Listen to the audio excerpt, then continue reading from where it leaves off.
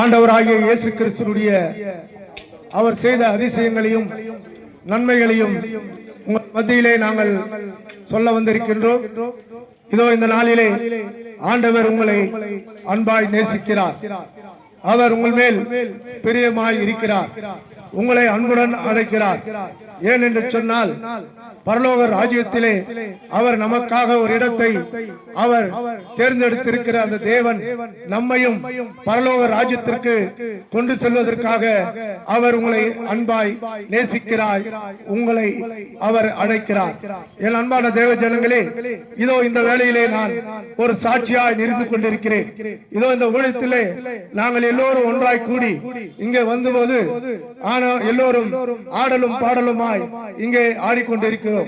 என்னிடத்தில் ஒரு நண்பர் கேட்டார், நீங்கள் ரோட்ல போய் டான்ஸ் ஆடுறீங்களே அப்படின்னு கேட்டார்.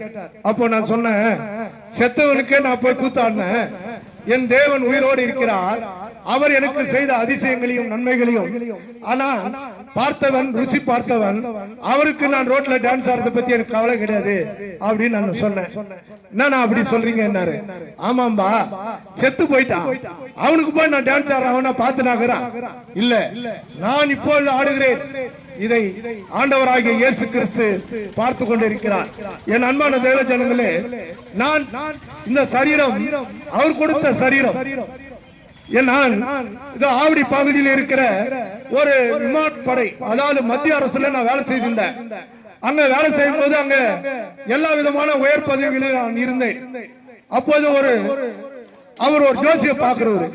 அவர் எனக்கு ஜோசியம் பார்த்துட்டு என்ன சொன்னாருன்னா, நீ 45 வயசுல நீ செத்துருவ, உனக்கு மரணம் 45 அப்படின்னு அவர் சொன்னாரு.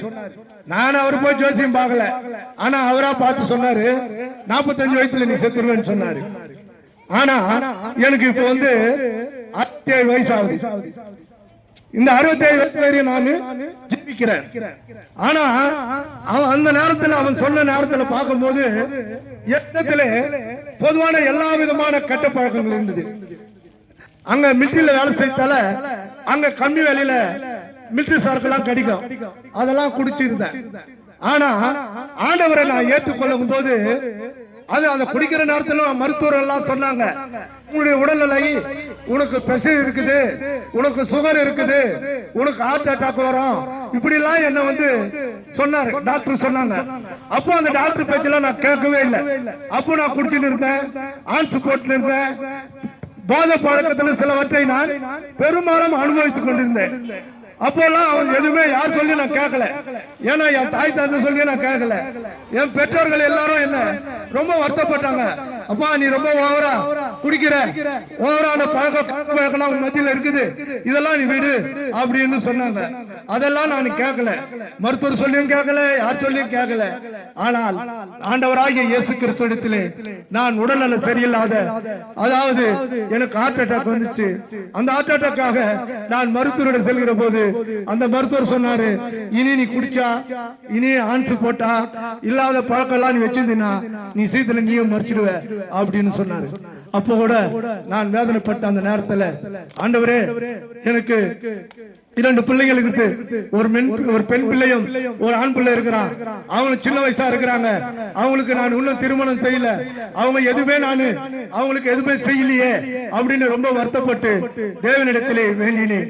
அப்போது ஆண்டவர் எனக்கு இந்த ஆயுசு நாட்களையும் கொடுத்தார். 2 பிள்ளைகளுக்கும் திருமணம் செய்த 2 பிள்ளைகளையும் பேரம்பேத்தியோடு இன்பமாய் உங்கள் மத்தியிலே நான் சாட்சியாக சொல்லியிருக்கிறேன். இதை எதுக்கு சொல்றேன்னு சொன்னா, ஆண்டவர் உங்களை தூய்மையாக்கவும், உங்களை உண்மை உள்ளவராகவும், உங்களை நேர்மையாகவும் வைக்க ஆண்டவராகிய இயேசு கிறிஸ்து உங்களை அன்பாக அழைக்கிறார்.